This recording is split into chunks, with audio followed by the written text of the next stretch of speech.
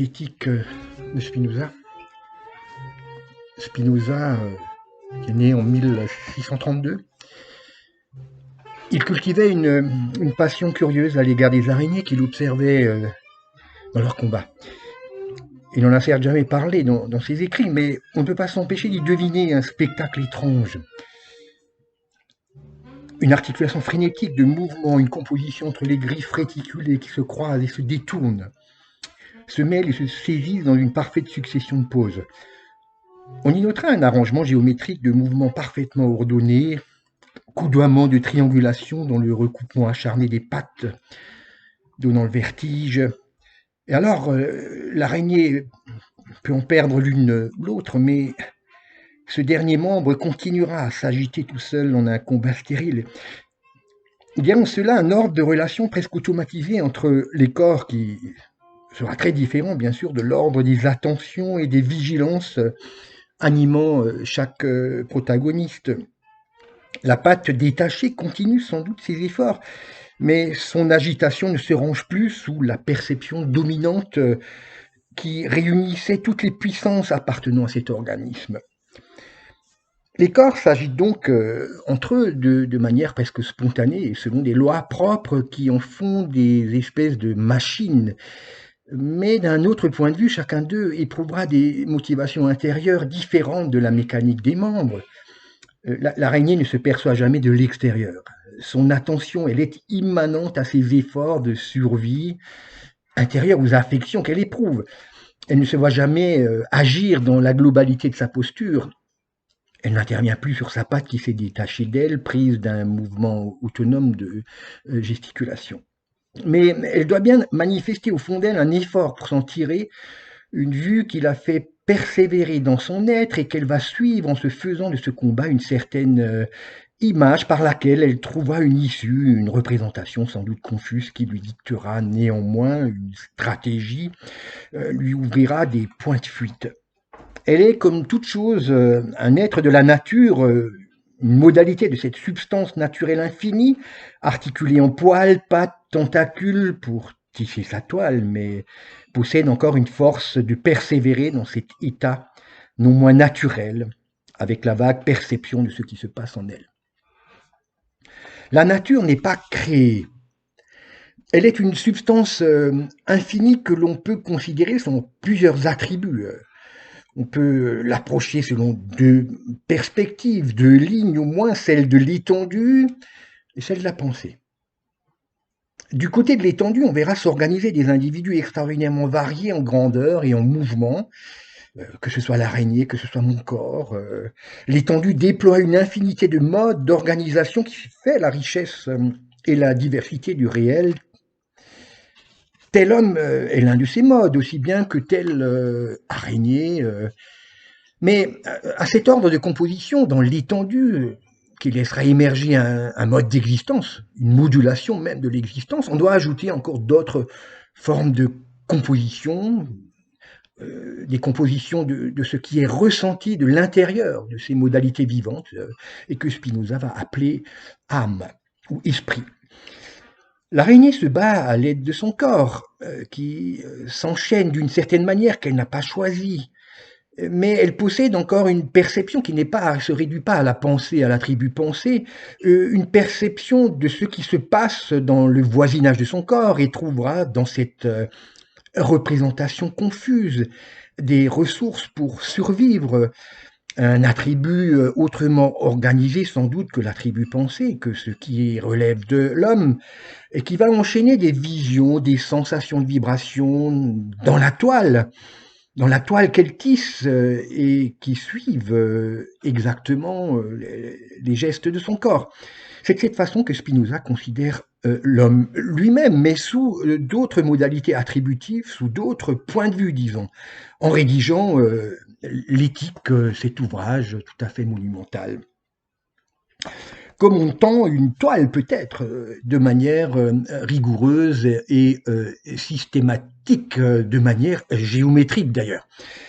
Entre l'étendue et la pensée, entre les automatismes du corps et la succession des idées dans l'âme, il doit pourtant y avoir bien sûr un rapport. si la représentation que l'on a de nous-mêmes n'intervenait pas sur notre existence physique, Spinoza n'aurait guère passé sa vie durant à la rédaction de cet ouvrage énorme qu'est l'éthique. Certes, se mouvoir et penser ne sont pas du tout les mêmes choses. Le corps et l'âme forment des modes, dit Spinoza, qui ne se recouvrent pas tout à fait. Mais cela ne signifie pas qu'ils soient sans rapport, qu'ils soient des substances différentes comme l'imaginait Descartes. La pensée philosophique de Spinoza est une vision qui plutôt aurait tendance à articuler des modalités qui vont se composer de manière quasi musicale pour augmenter le pouvoir d'agir de notre corps et le pouvoir d'anticiper, de prévoir, de raisonner, d'articuler propre à notre pensée. La pensée philosophique, par ses idées, forme une articulation qui va prendre sur le corps un autre point de vue. Et bien sûr que le corps et la pensée correspondent respectivement à un autre attribut de la substance. Je ne peux pas réduire la pensée à l'étendue, je ne peux pas réduire l'esprit, le fonctionnement de mon esprit au fonctionnement de mon corps, sans quoi un mouvement serait déjà une pensée et nous serions dans une forme d'automatisme spirituel, ce que Spinoza envisage évidemment en tant que concept. Alors, mon corps, ce que mon corps fait et ce que je vois, imagine ou conçoit à son sujet, ça définit deux ordres d'enchaînement qui sont très différents, des formes d'association. Une figure martiale dans un art de combat n'a rien à voir, évidemment, ou une figure de danse n'a rien à voir avec une figure de la pensée, avec une association des idées. Mon corps réagit parfois à des situations avant que ma pensée ait eu l'occasion d'intervenir, et ma pensée est le théâtre d'idées parfois obscures que le corps ne peut pas suivre. Je suis une modulation de la nature en qui s'enchaînent des gestes automatiques et des pensées autonomes, des postures déterminées et des attitudes imaginaires, des appétits physiques et des vertus intellectuelles. La pensée et le corps ne sont donc que deux points de vue très différents sur une seule et même substance. Mais si ma pensée fonctionnait de la même manière que mon corps, je le disais à l'instant, le mode que je réalise n'aurait rien à faire ni à penser, tout se déploierait de manière aussi parfaite qu'un tourne-broche électronique ou une horloge une fois remontée. En tant que vivant, les choses ne se passent pas ainsi et l'ordre de mon corps se voit accompagné d'un ordre de représentation par lequel j'assiste à ma vie pour en tirer jouissance et bonheur. L'éthique est un ouvrage qui cherche à accorder ces deux modes de composition que sont le corps et l'âme afin d'en réaliser une conformité si grande que l'individu pourra accéder peut-être à une forme de béatitude et de contemplation joyeuse en supposant que la figure martiale soit en mesure d'être en correspondance parfaitement musicale et en harmonie avec une figure qui serait eidétique ou une figure qui serait rhétorique peut-être dans le cas de l'orateur. Mon corps s'agite et mes idées s'enchaînent. Ce ne sont pas du tout les mêmes lois qui président à ces deux formes de connexion, pour ainsi dire, parallèles chez Spinoza. L'association des idées n'est donc pas de même attribution que la succession accidentée des choses. Comment pouvons-nous alors trouver la plus parfaite correspondance entre ces deux ordres de connexion parallèles? Spinoza distingue au moins trois genres de correspondance, trois articulations entre la manière dont le corps s'enchaîne et celle par laquelle se configurent les idées. Il y a pour cela même différentes manières d'organiser, de connaître, d'agencer. Le premier genre de correspondance qui a un mouvement déterminé associe une idée forme ce que Spinoza appelle une connaissance vague ou une connaissance par ouï-dire. Je produis le plus souvent des images qui sont en relation avec évidemment les intérêts de mon corps, de ma surexistence.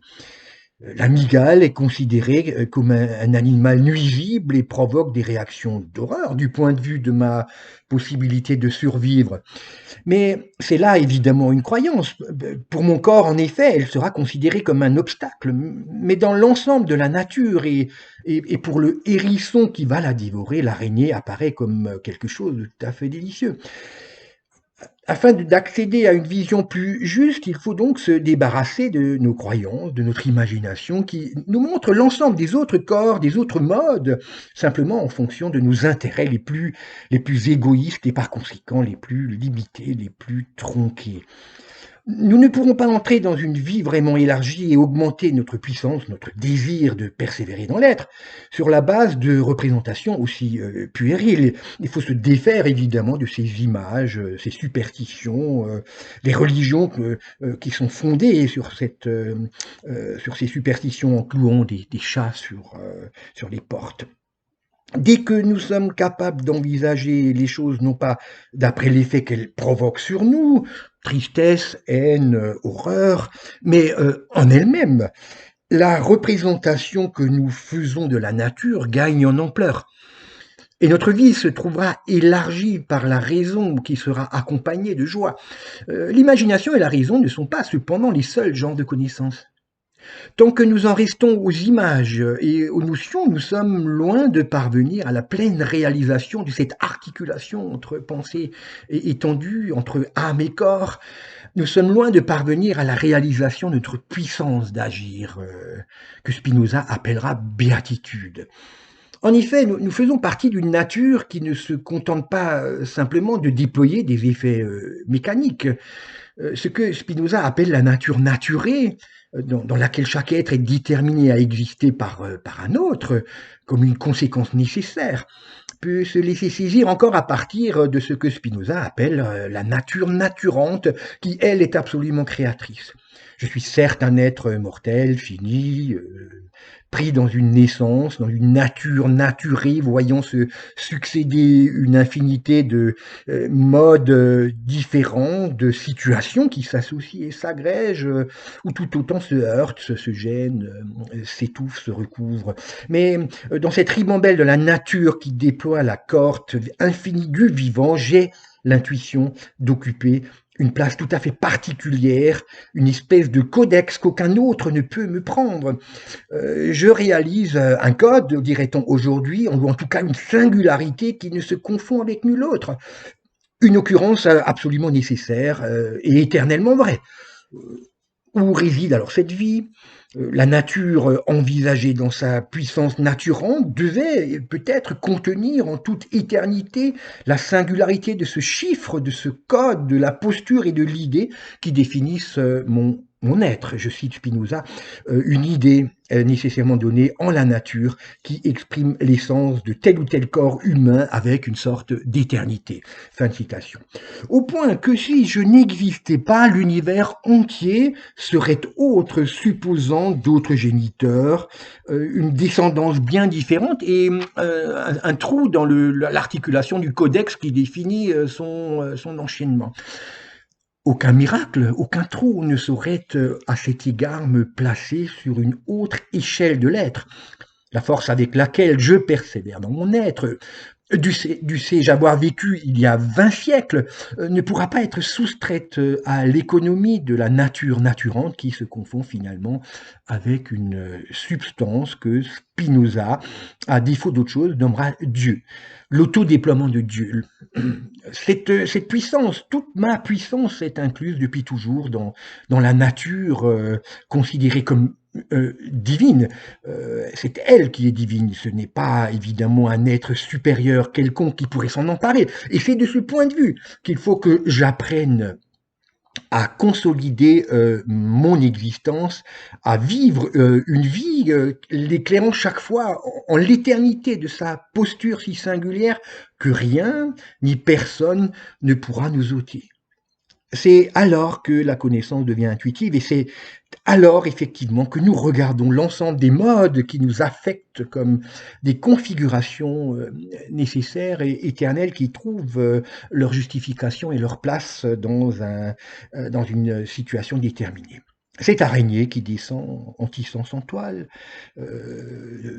son fil, tout comme cet astéroïde dans le ciel, sa traînée jamais ne reviendra sous la même découpe. Cela n'empêche pas que son sillage vaille pour l'éternité. L'éternité comprise et saisie dans cet enchaînement précis qui, depuis toujours, nous place en une occurrence singulière, en un temps, en une heure, en un chiffre de naissance, et cela de toute nécessité. Alors, le monde se voit sous un regard rectifié, avec les yeux de l'esprit, dont la puissance rayonne jusqu'aux confins, se pensant elle-même à partir de cette vision régénérée et comme immortelle.